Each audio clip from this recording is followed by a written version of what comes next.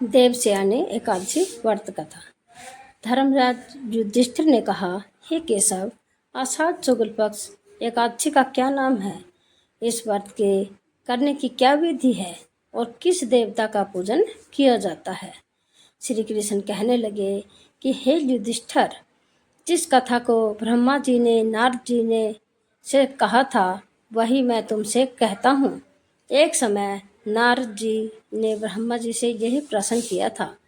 तब ब्रह्मा जी ने उत्तर दिया कि हे नारद, तुमने कलियुगी जीवों के उद्धार के लिए बहुत उत्तम प्रश्न किया है, क्योंकि देवसेन एकादशी का व्रत सब व्रतों के में उत्तम है। इस व्रत से समस्त पाप नष्ट हो जाते हैं और जो मनुष्य इस व्रत को नहीं करते वे नरकगामी होते हैं।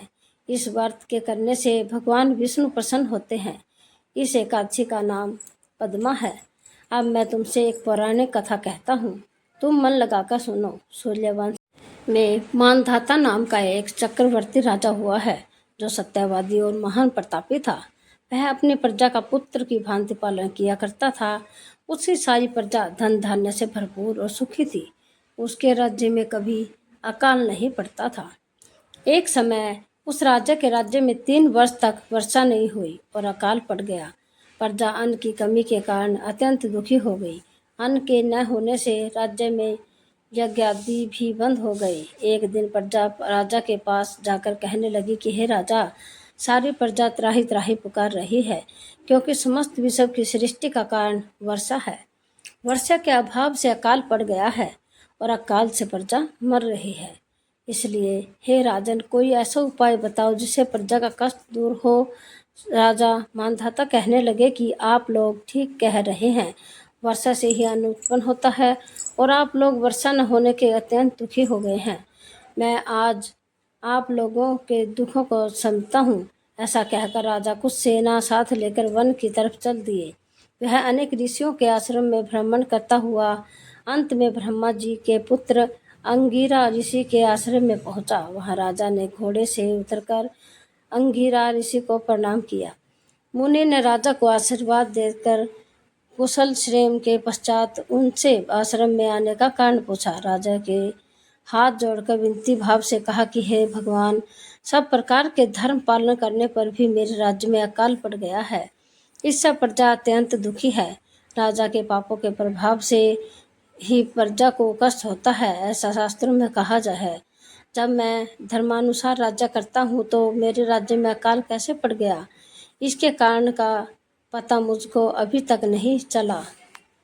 अब मैं आपके पास इसी संदेह को निवृत्त कराने के लिए आया हूँ। कृपा करके मेरे इस संदेह को दूर कीजिए, साथ ही प्रजा के कष्ट को दूर करने का कोई उपाय बताएं। इतनी बात सुनकर ऋषि कहने लगे कि हे राजन, यह सतयुग सब युगों में उत्तम है। इसमें धर्म को चारों चरण सम्मिलित हैं, अर्थात इस युग में धर्म की सबसे अधिक उन्नति है। लोग ब्रह्मा की उपासना करते हैं और केवल ब्राह्मणों को ही वेद पढ़ने का अधिकार है। ब्राह्मण ही तपस्या करने का अधिकार रख सकते हैं, परंतु आपके राज्य में एक शूद्र तपस्या कर रहा है। इसी दोष के कारण आपके राज्य में वर्षा नहीं हो रही। इसलिए यदि आप प्रजा का पालन भला चाहते हो तो उस शूद्र का वध कर दो। इस पर राजा कहने लगा कि महाराज, मैं उस निरपराध तपस्या करने वाले शूद्र को किस प्रकार मार सकता हूँ? आप इस दोष से छूटने का कोई उपाय बताएं। तब ऋषि कहने लगे कि हे राजन, यदि तुम अन्य उपाय जानना चाहते हो तो सुनो। आषाढ़ मास के शुक्ल पक्ष की पद्मा नाम की एकादशी का विधि पूर्वक व्रत करो। व्रत के प्रभाव से तुम्हारे राज्य में वर्षा होगी और प्रजा खुश सुख प्राप्त करेगी, क्योंकि इस एकादशी का व्रत सब सिद्धियों को देने वाला है और समस्त उपद्रवों को नाश करने वाला है। इस एकादशी का व्रत तुम प्रजा सेवकों तथा मंत्रियों सहित करो। मुनि के इस वचन को सुनकर राजा अपने नगर को वापस आया और उनसे विधि पूर्वक पद्मा एकादशी का व्रत किया। उस व्रत के प्रभाव से वर्षा हुई और प्रजा को सुख पहुंचा। अतः इस मास की एकादशी का व्रत सब मनुष्यों को करना चाहिए। यह व्रत इस लोक में भोग और परलोक में मुक्ति को देने वाला है। इस कथा को पढ़ने और सुनने से मनुष्य के समस्त पाप नष्ट हो जाते हैं। ऐसी ही